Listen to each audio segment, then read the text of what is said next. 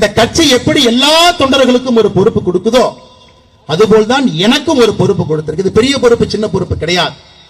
உங்க கட்சியில வேணா மேடையின் மீது அமர்ந்திருக்கிறனால நீ பொதுச் செயலரா இருக்கலாம். ஆனா எங்க கட்சியில மேடையின் மீது நான் அமர்ந்திருப்பனால் இவர்களுக்கு நான் சேவகம் செய்யக்கூடிய சேவகன்.